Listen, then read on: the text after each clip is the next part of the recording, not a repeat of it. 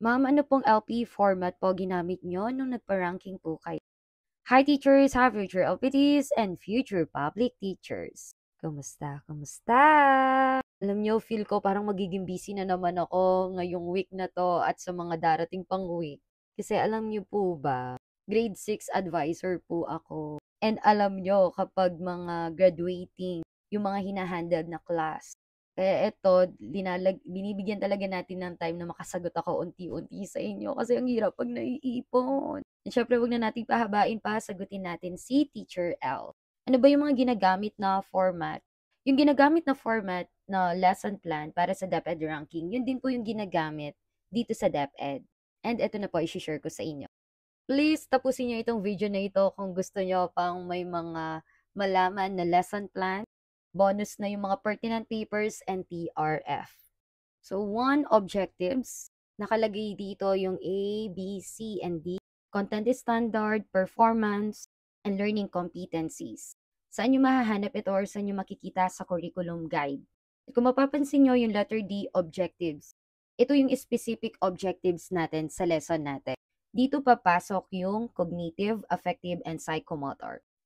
Number 2, which is the content o nilalaman. Ito yung topic natin. And number 3, yung learning materials. So, napakahalaga kapag gumagamit kayo ng mga link, kumukuha kayo ng mga picture, pakilagay po. So, kung wala naman kayong ginamit na teacher's guide or learner's guide, okay lang na wag na kayong maglagay. Next, punta na tayo sa number 4, which is the procedure. Ito na yung ginagawa mo as a teacher. Ito na yung makikita nila sa'yo, sa harapan, ginagawa mo, pagtuturo mo. A, reviewing. Dito, pwede kang mag-review or magbigay ka muna ng mga routine mo, like for example, the classroom rules. Alam nyo, sa demo, napakahalaga na nagbibigay kayo ng classroom rules. Kasi dun magi-start yung classroom management ninyo. Napakahalaga po. And then dito, pwede kayong mag-review or kaya mag-start na ng motivation. Letter B, establishing. Dito, ini-establish mo na kung ano yung lesson ninyo. Ini-start mo nang i-intro kung ano ang lesson ninyo at ano nga ang topic ninyo at yung objectives mo. So, sa iba, pwedeng sabihin yung objectives. Sa iba naman, hindi okay lang kahit hindi na. Letter C, presenting examples. Dito, pwede kayong gumawa ng mga springboard, story, like that. Dito na yung makukuha nyo yung attention ng mga bata, yung interest nila. Dito yung kailangan mapapaisip na sila na kailangan ko makinig, bay parang gusto akong isolve na problem. Ganon. And letter D, discussing one.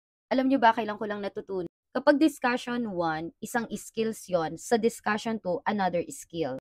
Like for example, sa discussion 1, identifying pala. Pero kapag discussion 2 na, constructing na.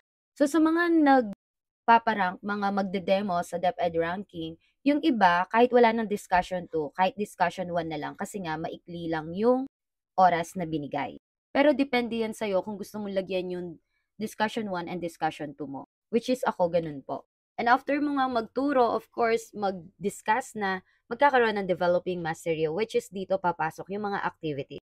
Napakahalaga po na differentiated activities. Tandaan ninyo, kapag magbibigay kayo ng activity, hindi kayo yung mamimili ng mga estudyante ninyo kung ano yung gagawin nila. Pwede nyong gawin yon kung alam nyo yung capabilities ng mga estudyante ninyo, kung saan sila magaling. Pero alam nyo, yung pinaka-safe na gagawin dito, dapat tanungin mo kung sino yung interested doon, saan sila magaling. Like for example, in singing, dancing, role-playing, mag-drawing, or kaya yung magsulat na. Alam nyo, ang tamang member dapat is 5 to 6 members sa bawat group. Pero syempre, depende yan sa inyo at depende yan sa activities. Letter G, finding practical. Ito na yung application, yung ina-apply nila yung mga natutunan nila in real life. Ibig sabihin nito, nire-relate mo na itong lesson ninyo, paano niya i-apply sa buhay nila. And letter H, making generalization. Ito na yung pagsa-summary. Tanungin mo lang kung ano yung mga natutunan nila. I mean, summarize. And letter I, evaluating learning. Ito na yung mag-quiz na sila. I-apply na nila kung ano yung mga natutunan nila at ito po, individual na ito. So, para sa akin, mas okay na mag-provide kayo ng papers. And letter J, additional activities. Ito naman po, hindi to totally assignment. So, nagbibigay lang tayo ng additional activities para dun sa mga batang hindi nakapasa sa quiz at dun sa mga absent.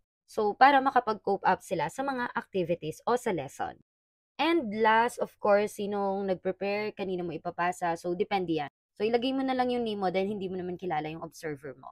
At ang ating reference na ito, DepEd Order number 42 S 2016. And yun po yung LP format na ginagamit po sa ranking and also sa DepEd. Maraming salamat po. God bless!